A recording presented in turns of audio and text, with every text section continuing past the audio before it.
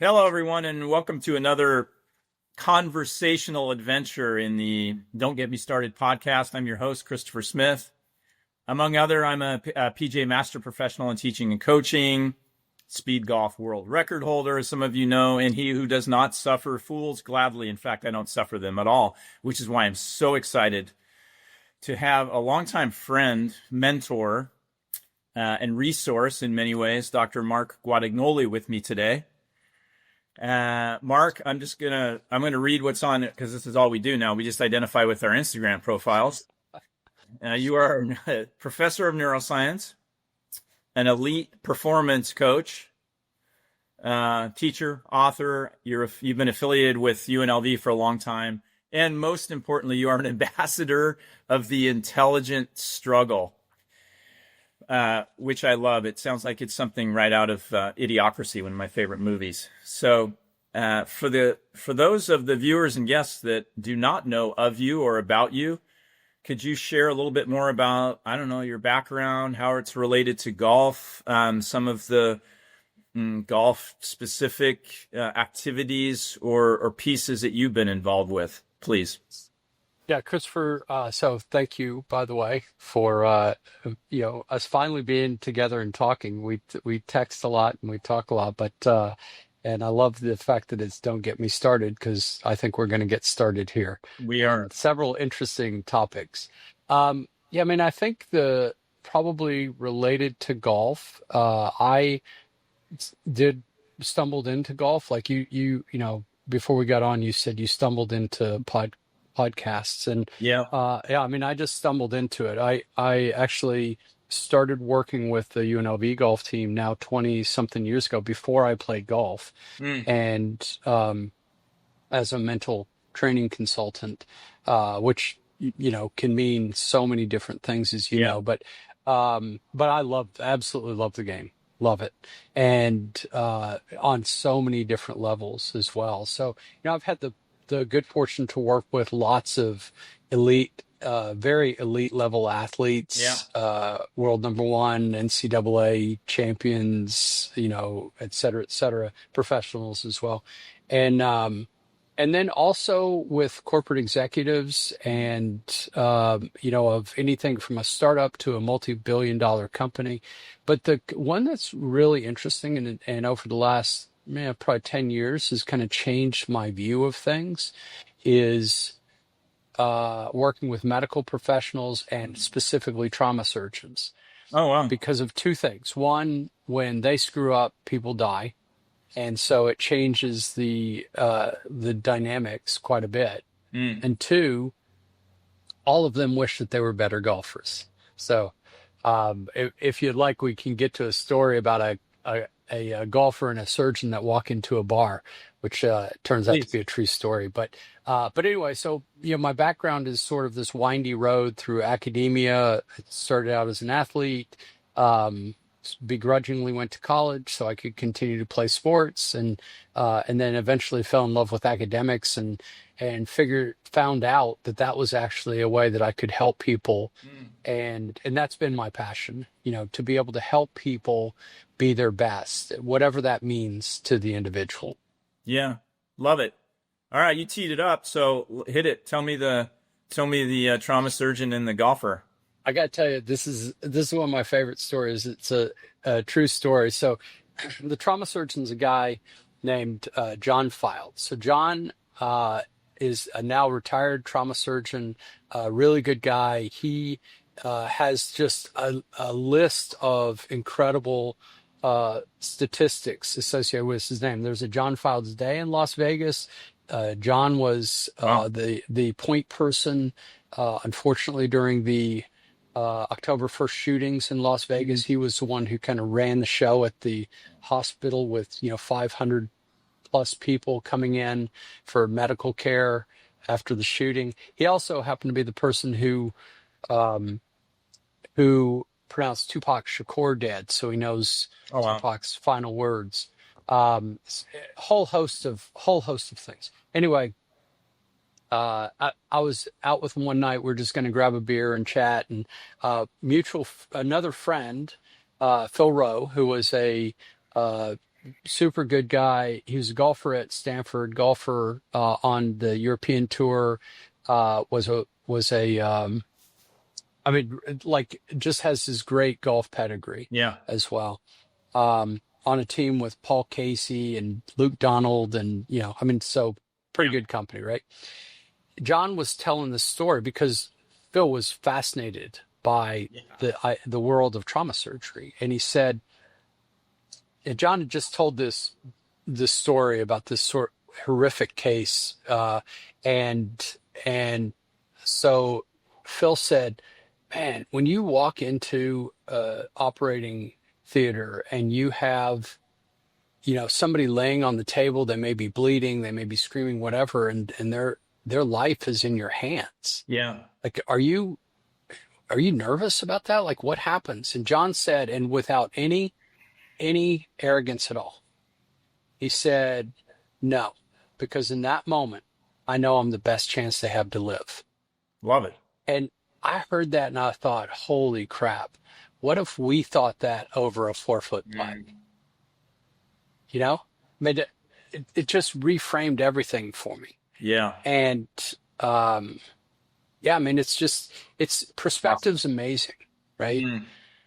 And that's one of the things, as I work with golfers, one of the things is I would love for them to say, "Are you nervous over this putt?" "No, I'm excited because I'm the best chance this putt has."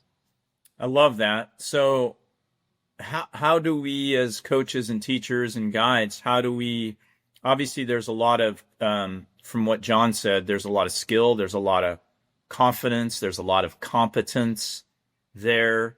And it seems like when, and I'd love to dive into, there's so much fear in golf, considering there is not going to be any physical harm or death probably that will occur, but it paralyzes people in their lives, as you know, Mark, and it paralyzes and makes people very dysfunctional on the golf course.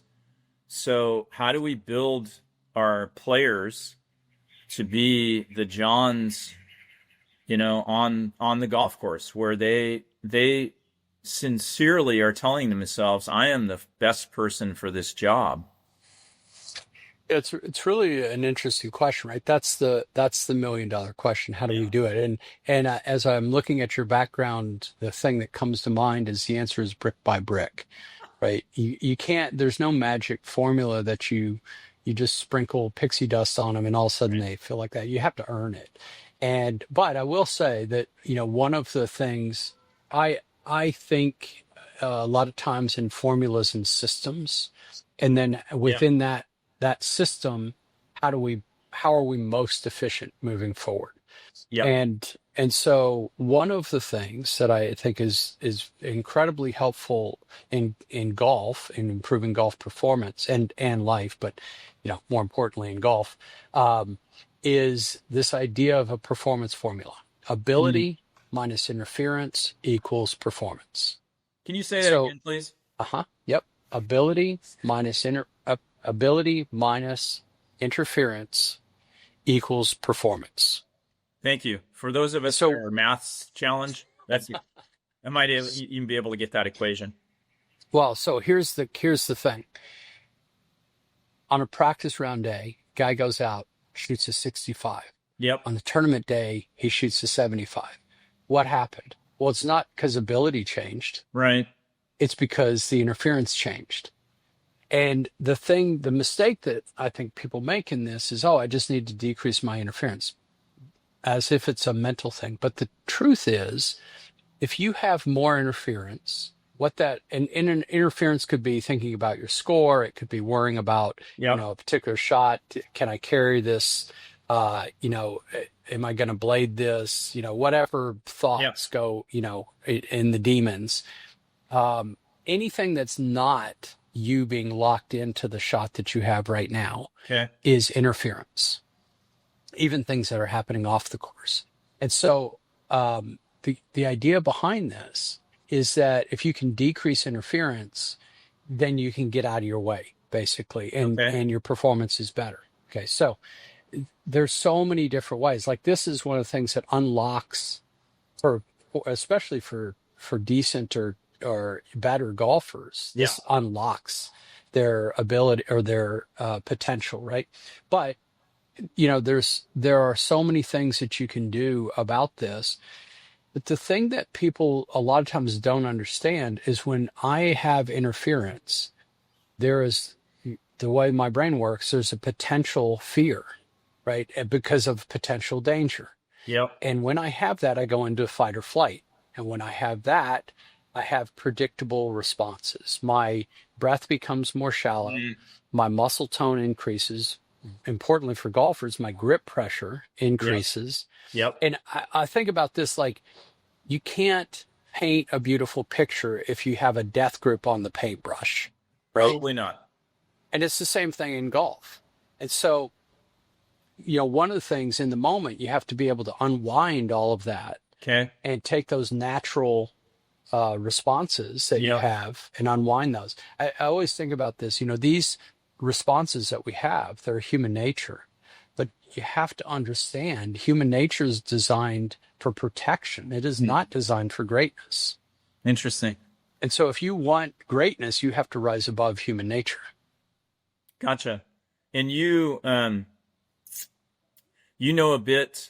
a little bit more about the way the brain works than most. Is that fair to say? I have a decent background in the area. Yeah.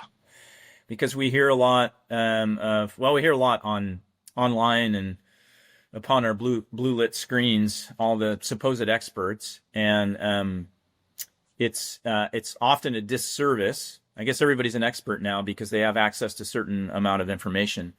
But it's so important, I think, that we present factual, science-backed, experience-based information and concepts to individuals.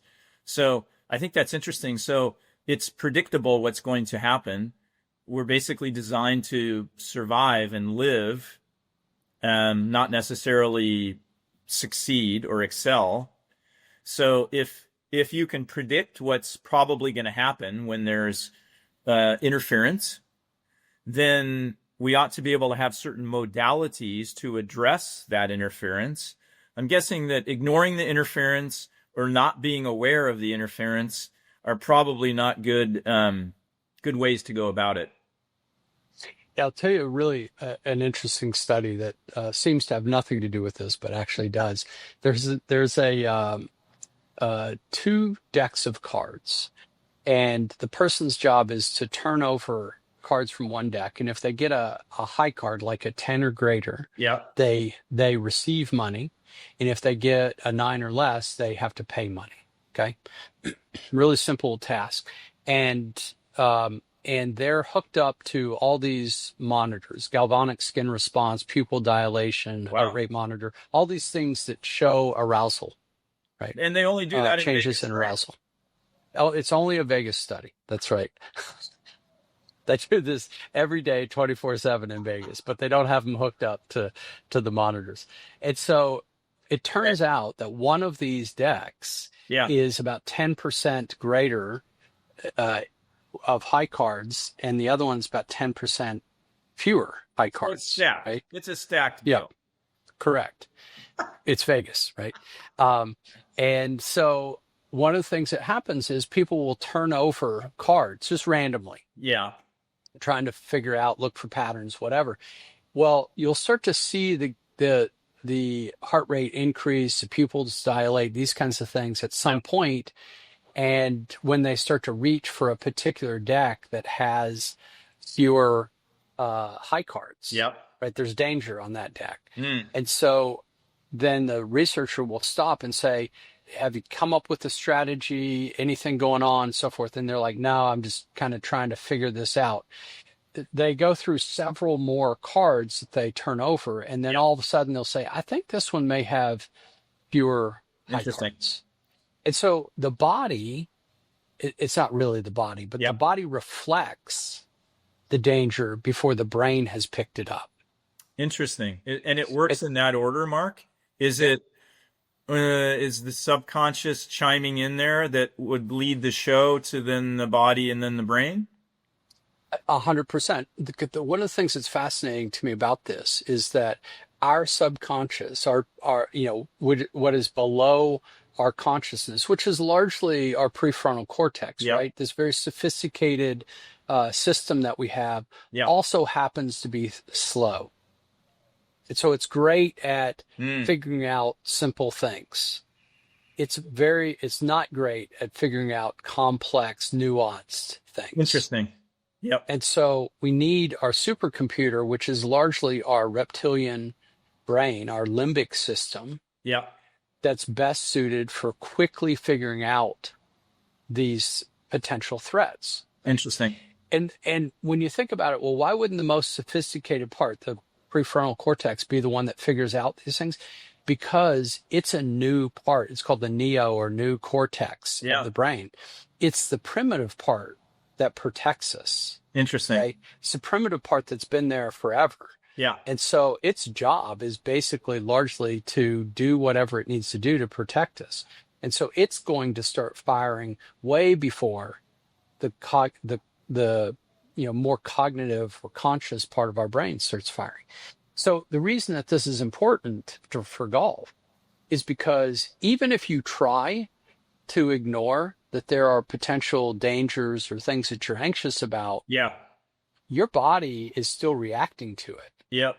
And would you call that the subconscious? That's, it's seeing everything and feeling everything, even though, and I think what's tricky for people is the subconscious is not available to the conscious mind.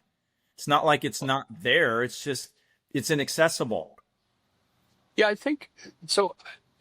Somewhat I agree, but I also disagree. Finally, for the first time in our existence, we disagree with each other, Christopher.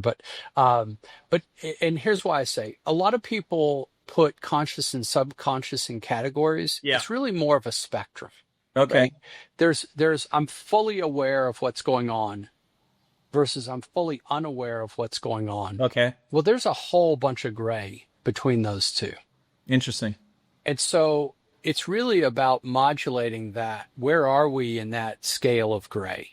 Yeah. And so, for example, all of us have had the experience where something happens and we're like, I kind of knew that was going on. Yeah. Right.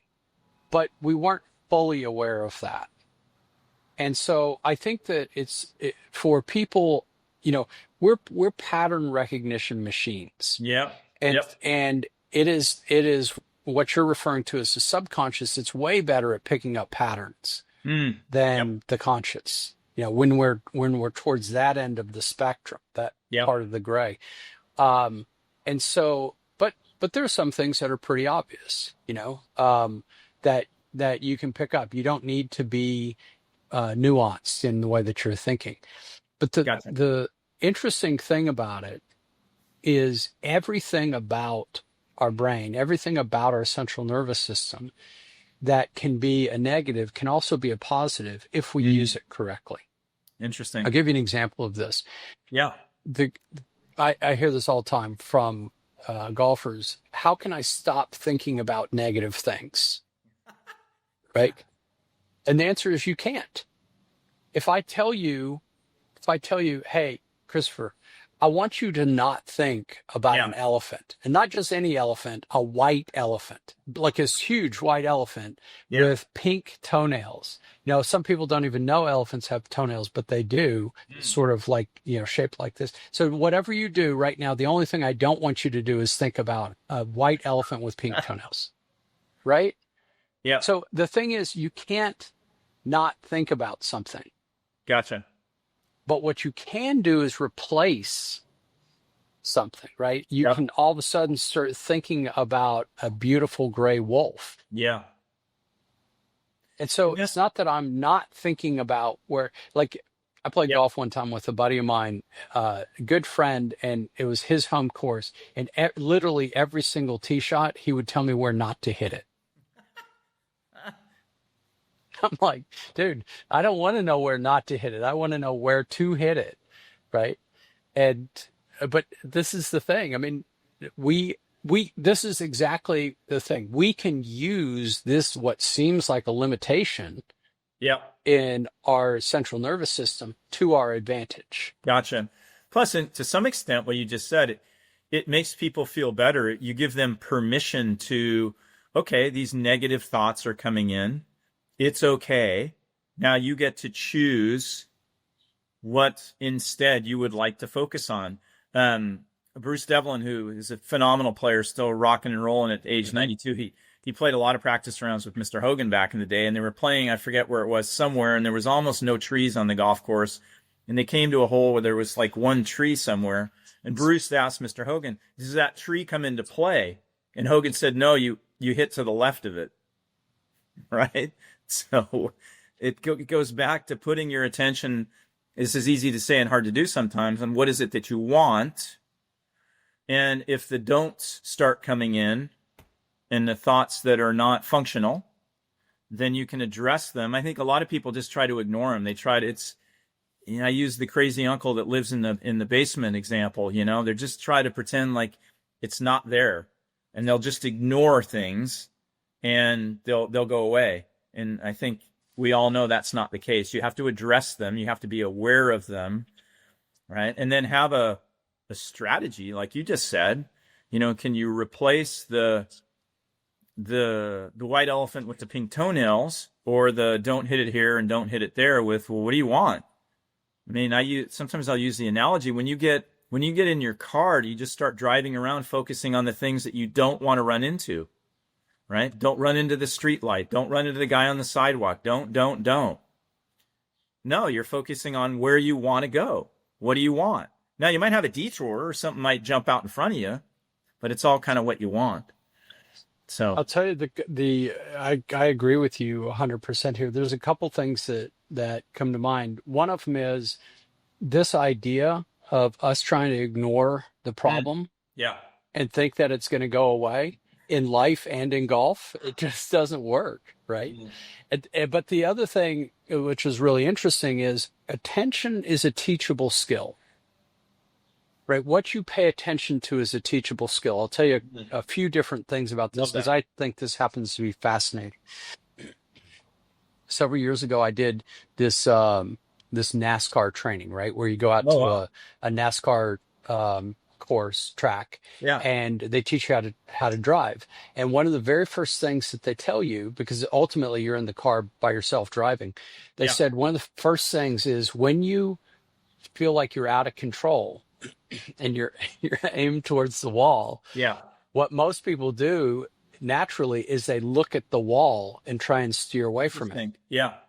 Because they're looking at the danger, and that makes sense from an evolutionary perspective. It doesn't make sense in our modern world. They said what you need to do is look where you want to go, not where you want to avoid.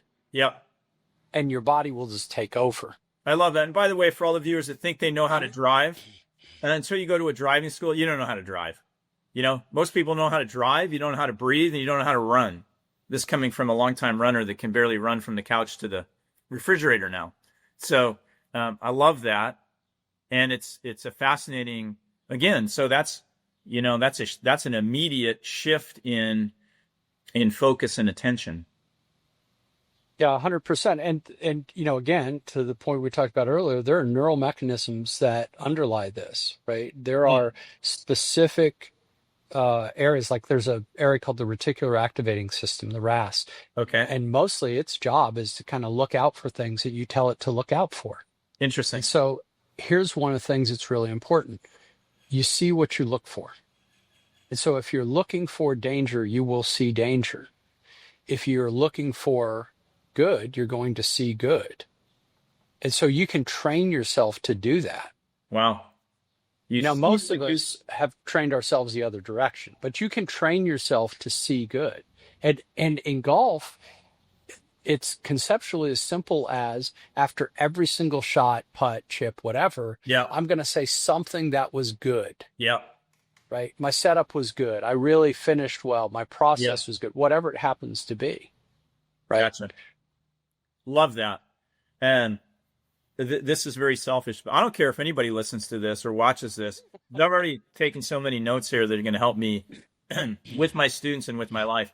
I'm gonna change gears here a little bit, but not much. So I think when we first connected back in the day, your first book was and correct me where I go wrong here, which I often do. Practice to learn, play to win. And You're 100% correct. I believe you wrote this book because you thought the information was necessary and helpful and needful for people to have. You did not write the book. I'm going to say this quietly because it's, I'll get kicked out of the country otherwise. Although I'm in Mexico, so I can stay here for a while. You did not do it to make money. You did not do it for the fame. You did it because you were convinced that this information was very helpful and necessary for people. And by the way, I think I've told you this. For a period of time, I'm quite stubborn. It was mandatory reading for all of my new students. Like, I would not take you on as a student until you had read your book. Could you elaborate a little bit on that? Yeah, I'm going to elaborate on you making people read the book. So thank you.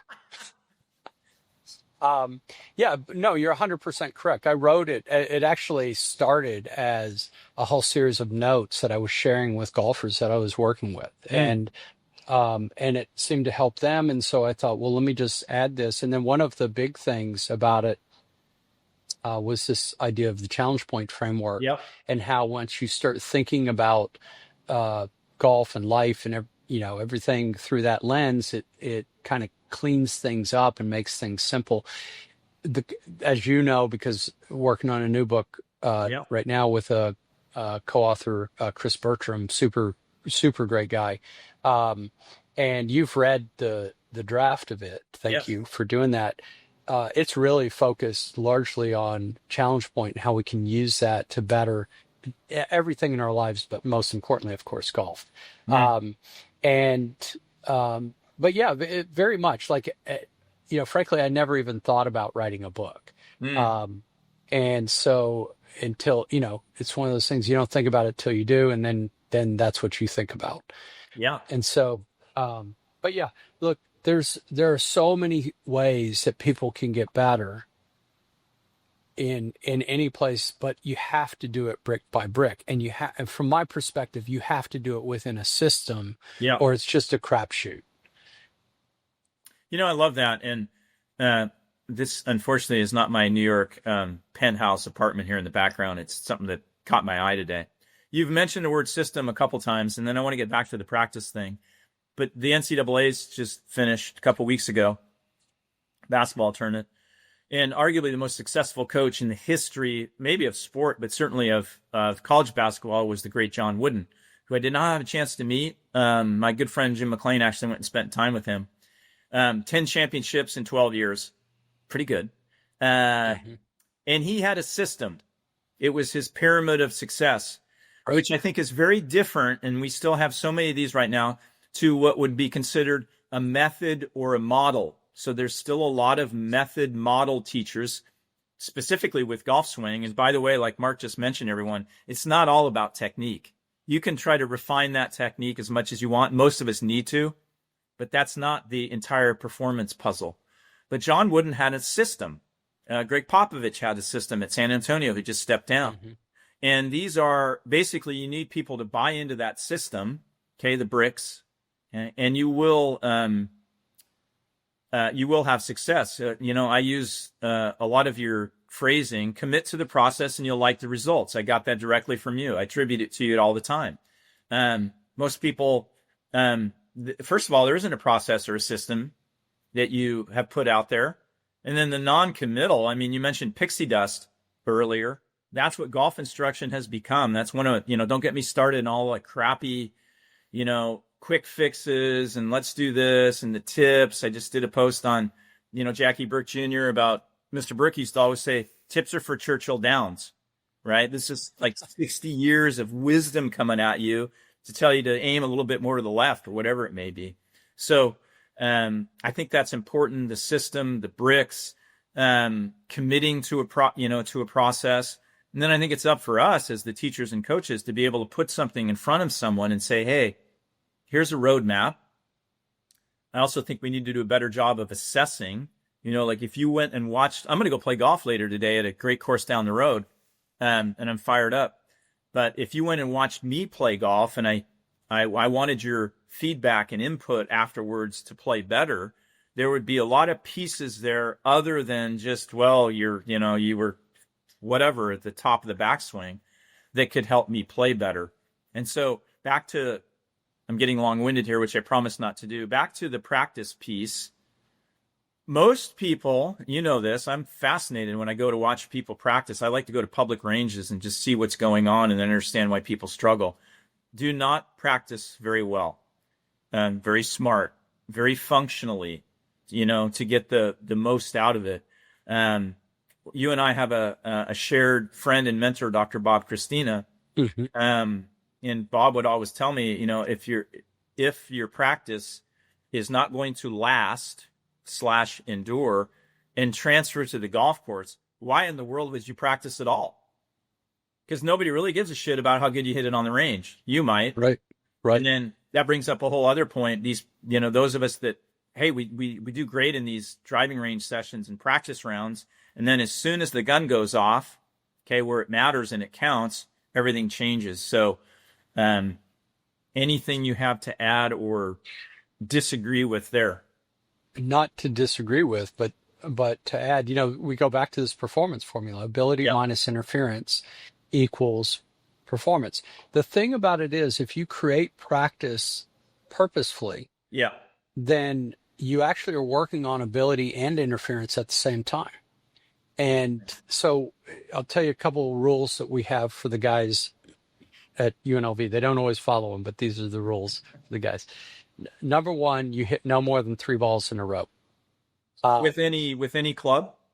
With any club. No more than 3 in a row.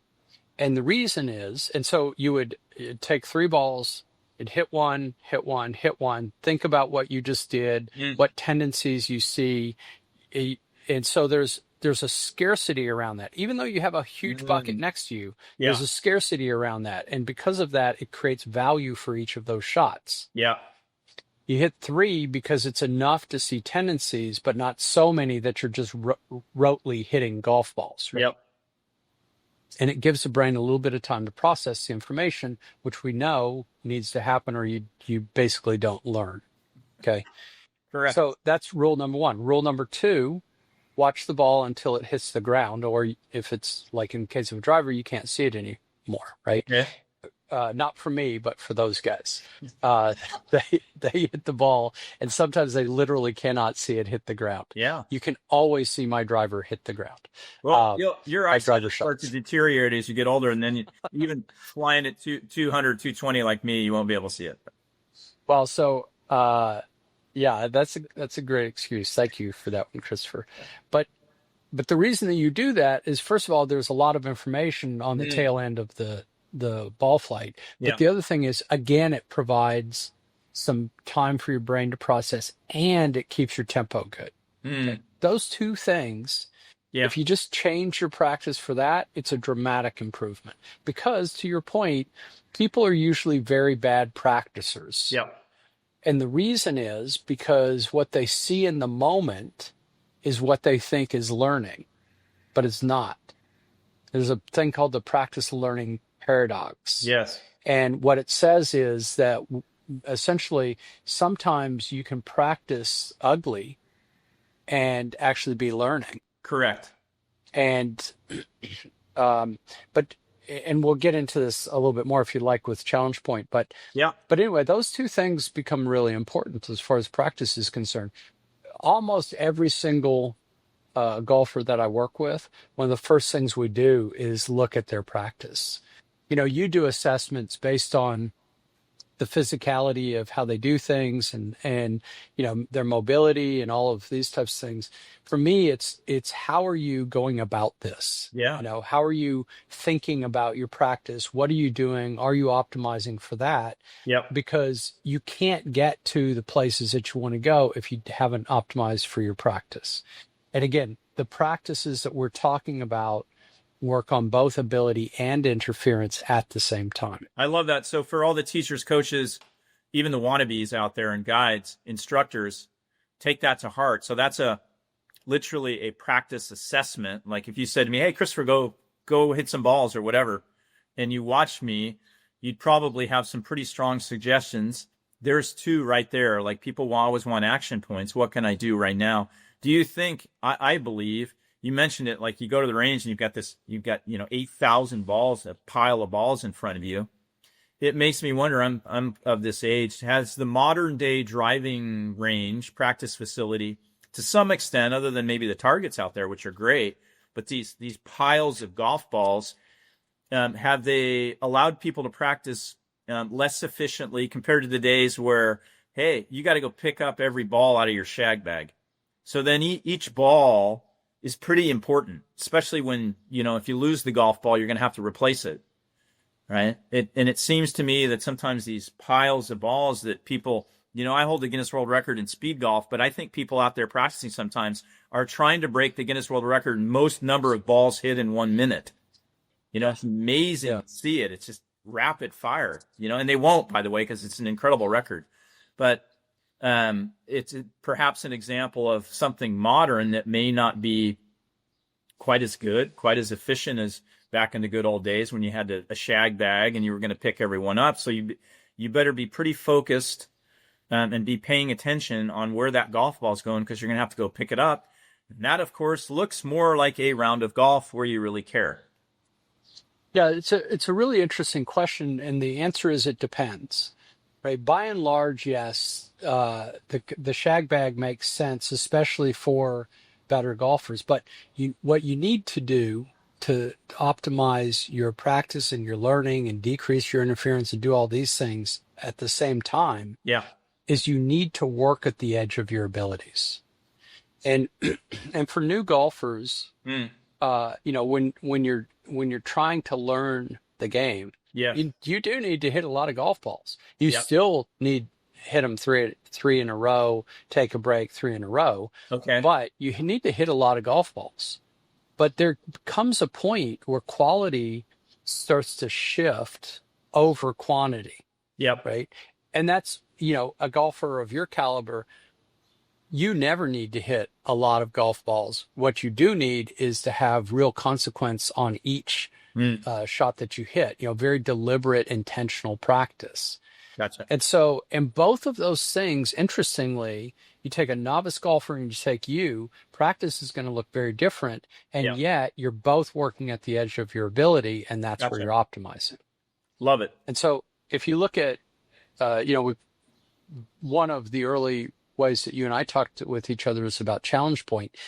Challenge point, now at this point, I just read a review article on it the other day. There have been 3,500 articles where this has been, talked about and so forth across medicine and robotics and sports performance and rehab and all over the place. Yeah. And there are certain things that come out consistently. One is if you practice based on the challenge point way, which is kind of, along the lines of what we're talking about, but there's some more nuances. You learn 3 or 4 times faster than normal. So 1 hour practice equates to 3 or 4 hours of practice.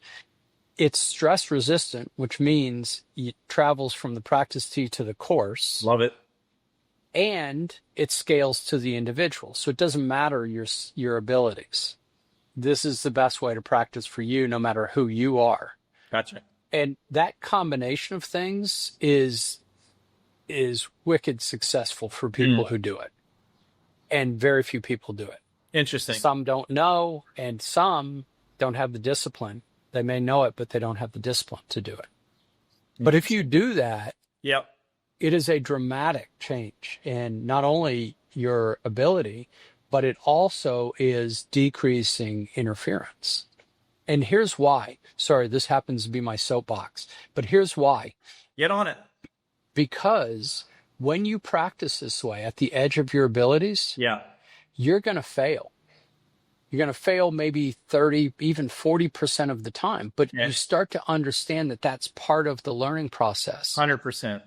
And when you understand that the failure is part of the learning process, you stop being afraid of failing. Interesting. Okay, this becomes such an important idea. If you stop being afraid of failing during practice, you're learning to not be afraid of failing during competition. How good is that? And how important is that? Because it's such a It's a big deal. The fear. I mean, it's a big deal in life. It's a big deal on the golf course. Would you, sometimes I've explained it this way about the challenge point theory is we get better at doing things by doing things that are slightly harder than what we're already good at.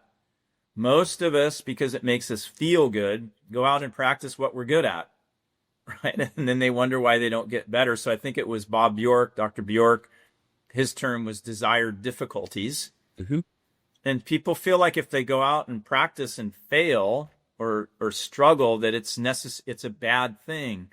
But then that goes back to, and I want to get to this before it slips my brain, because for all the viewers out there, I have a lot of really dumb questions that I've sent to Dr. Guadagnoli over the years, and he's always very kind in his responses. That failing is okay. And then also there's a lot of, I've seen this at recent summits and education gatherings about the benefits or the non-benefits of doing slow motion swings. There's a camp that says, hey, the same forces and torques are not being applied when you do it slowly as when you do it at real speed. Agreed. But I loved what you said. It depends. And there is a time and a place for everything. Could you speak to that just a little bit? I mean, I actually have changed my mind on this over time. When I remember a friend asked me this question years ago, and I'm like, no, that's not really going to benefit you because of what you said earlier about the torques and so forth, transitions and torques, and those get moved out. But when, at some point early on when you're learning, or even when you're like you're learning a new skill or you're learning to change a skill, like change a golf swing. Yep. There is a cognitive component to this. This is from Fitz and Posner back in the 1960s, so it's been around for a long time. Okay. There's a cognitive component where you need to really think about it, and it takes time to think about it. And this is one of the things that I've seen with golf pros. A lot of times they feel like quantity over quality. Yeah. Right. I'm going to tell you a dozen things and hope something sticks. But probably for most players, what's better is if I have one thing at a time for you to get have a handle on that and then move on to the next and next. In the moment, it may seem slower. Yeah. But in the long run, that kind of investment mentality is far, far superior.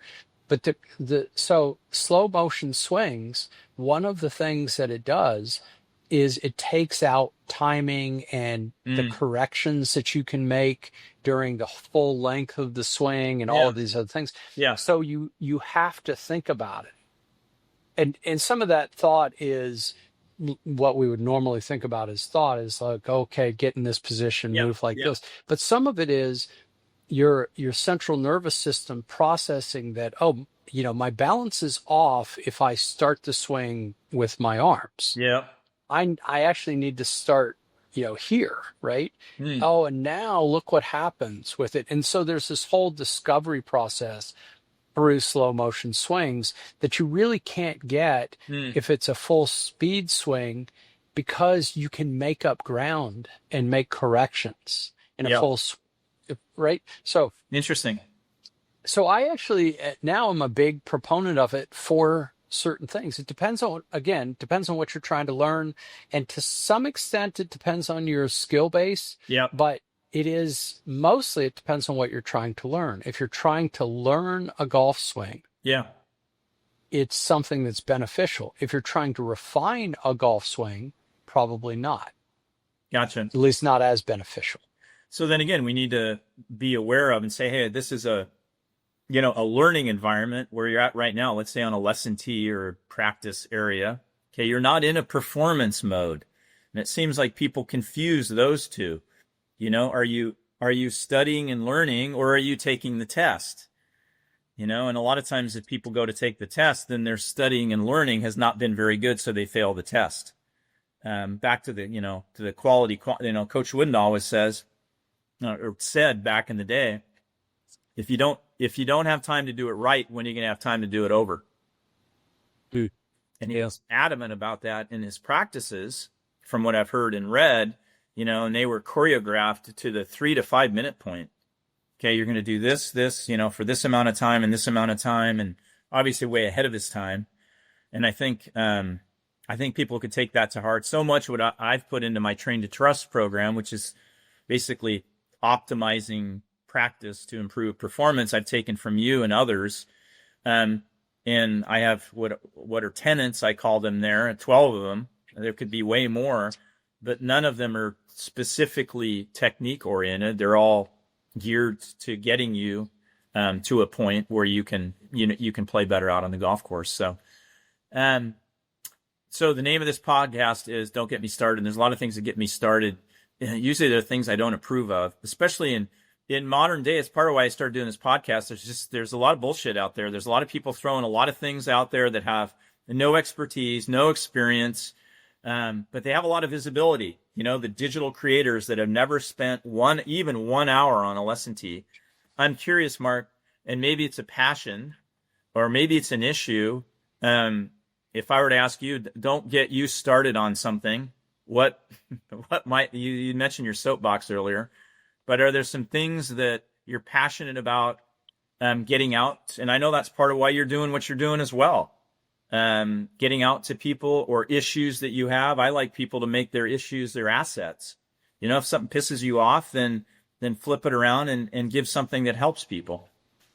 It's a really interesting question. You are right, by the way, that the reason for me doing podcasts and some of the other social media things, some of it is for work. I work at a medical school, and it's a public medical school, and we feel that it's our responsibility to get information out to people that can help. And but I'm kind of like you, I'm sort of a reluctant social media person. But I see it as a really valuable tool, like the book was years ago. And this is a way that we can help people do things. I think that I don't really feel like it's my place to criticize people, but I do think that it is to be able to say there's there's a different way that you could do this to help you achieve probably what your goal is. And that is to help other people, to play better golf, to whatever it happens to be, right? To be a better surgeon, to save more lives, to whatever the goal happens to be. And so to me, so much of it is about matching your behavior to your goal. If your goal is to be a better golfer, then hitting 1,000 balls and not thinking about one is a behavior that's inconsistent with that goal, right? And so tell me what your goal is, and then we can start talking about if that behavior is consistent or not with it. Gotcha. But I will say, so with that in mind, it's not so much critical of just in general of like I had mentioned earlier about, golf coaches. They have a tendency to over articulate during lessons. And there's I don't know if you remember this cartoon, The Far Side. Yeah. Do you remember Gary this? Larson. I love those. Oh yeah, man, they were fantastic. And one of the ones that had this, I thought they were great. They had this kid in a classroom and it says, "Teacher, my brain is full," right? I've felt that way almost every golf lesson I've ever had. And I'm I communicate with the golf instructor to say, okay, I just need you to stop talking for a minute, please. Let me work on this. And I also will say, but I don't know, maybe golf instructors hate me to say these things, but I need to say, can you start when you're giving me feedback, start with something I did well. Yeah. And huge. Because first of all, it's encouraging, but the other thing is, we know in sciences, if you reward something, it tends to be repeated. And if I walk away from a golf lesson going, I did all this stuff wrong, that's not going to motivate me to go. But if I say I did, my posture was good all day today. Oh, okay, let me keep having good posture, right? Whatever it happens to be. So I would say, if your goal as a golf instructor, as a golf coach, is to have better golfers who feel better about the game, who have more fun playing and shoot better scores, then here's a few ways that you can go about it. But if your goal is to tell a golfer all the stuff you know and to impress them about your knowledge, then do that, right? But let's be clear about it. Yeah. And so I guess the other thing I would say is we So have a sorry. choice. So Yeah. like you just said, even as a teacher and instructor coach, I need to go out and say, here is my goal, the four things you mentioned, and then what sort of behavior will help produce, get me to that goal. Yeah, 100%. And that's in life, right? In general, but Yeah. again, more importantly in golf. And so that's exactly right. As a person who's working with a player, that helps me and helps the player. Both of us know what's Yeah. expected, what we're working towards here. With guys, players that I work with, this phrase, you'll hear me say this a lot. Well, that's not consistent with what you told me you want to do in life, Yeah. right? Or congratulations, that's 100% consistent with what you said you want to accomplish, Yeah. right? And so it's not even me judging, right? It's just me holding up a mirror to some extent, and then telling how you can correct things in the direction that you want to go. So, and then the other piece that I think becomes really important, so many of us give away our power, and we don't need to do that. Okay. And what I mean by this is we default to certain thoughts and behavior. And I'll Yeah. give you one of my favorite examples of this. Please. When you're driving and you come up to a red light, most people have some degree of dissatisfaction, I'll say, with the red light, right? Yeah.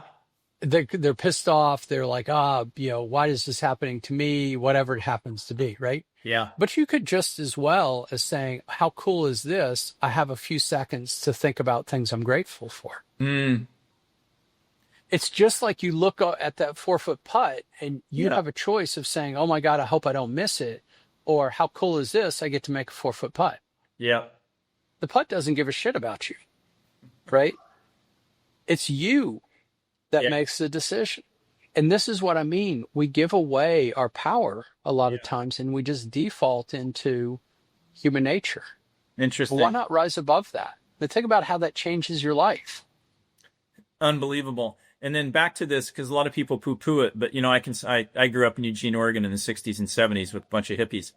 I'll be back there in about a month, and there's still a lot of people walking around and think it's 1965 there. But this gratitude piece, even just a burst of gratitude, help me and help the viewers and the listeners here understand from a neuro standpoint, there are chemicals, I believe dopamine is one, that are being released. So if I just right now took a step back, I'm looking out the window, looking at the Sea of Cortez, and expressed and felt gratitude for being here and being able to look at that insta changes some things going on in the brain, which I hate to tell people, it's all an inside job largely, right? It's kind of running the show. Can you elaborate a little bit, please? Yeah, I love this, Christopher, because it's magic without it being magic. Your gratitude changes your entire physiology. We play a gratitude game with some players I work with, and the gratitude game is this. After every shot, you have to say something you're grateful about. Not something good about the shot, something you're grateful for. Maybe it's the shot, right? But it's probably other things like, man, this is a beautiful day. Yeah. Or, holy crap, this is a great golf course. Or, I get to play golf with my buddies. Or, I get to play golf for a living. Or whatever it is. And every time that guys do this, they come off the course and they're like, that was the easiest round I've ever played. Interesting. I feel great. And it's not just because of this. It's because when you have gratitude, to your point, it releases the neurochemicals that are associated with positivity. And what ends up happening in that case is it relaxes the muscles, it changes the breathing, the grip pressure changes, your focus starts to expand. Both your actual visual focus, but also your mental focus starts to expand. You're able to look at the ball more cleanly. There's not as much noise between you and the ball. And all of these things happen that just allow you to get out of your way and play the game. And love it. it's incredible when you look at the neural patterns that are associated with gratitude versus non-gratitude. And here's the other thing that's really cool about it. And you've played with golfers who, like, you hit a great shot and they'll say, "Hey, Christopher, that's a great shot." And you've played with other golfers who don't do that, right? Yep. They do something different. Well, the interesting thing is that when you show gratitude for another person, not only does that other person feel better and the neurochemicals associated with it increase, positive neurochemicals increase in that person, they increase in you as well. And if there's an observer, they increase in that observer as well. Wow. So it's contagious. It's a good virus. It is a good virus. And you mentioned the word magic, and I throw it under the bus a lot, this idea of pixie dust. So I just want blah, blah, blah. But heck, maybe that is a real pixie dust, just expressing and taking a moment for gratitude at any point in the day or any point in the round. Gratitude and breathing are two of the things that are so powerful and so underutilized. Interesting. Now, as you know, we could keep speaking the rest of the day. I want to be respectful of your time and my tea time down here. I'm fired up to play now because I've got some new tools that have nothing to do with the tools in my bag. Is there anything else in the next 5 minutes or so that you would like to discuss? You threatened to ask me questions. I've already talked about myself enough, but I am open. So I'm going to leave this last little bit to you. Actually, that's exactly what I'd like to do. I'd like to ask you a couple questions about it because, look, you've been, teacher of the century, teacher of the universe, many, many, many awards, well deserved, by the way. Not just because of how you teach, but because you're always looking for ways to be better. And I actually have, like, what's some of the advice that you would give to me into being a better golfer and a better person and a better educator? What can you tell me? Well, I was supposed to ask you the tough question, not vice versa. But this is a good lesson for us all. Remember, people, and I'll remember this when I put the ball on the peg on the first hole. A round of golf is a Disneyland-esque adventure, and you better be ready for it. And the greatest performers are those that can adjust and adapt. So this is easy for you, but I don't think it is for people that aren't passionate about teaching. But stay curious. You mentioned a few minutes ago with the slow motion piece, I've changed my perspective on this.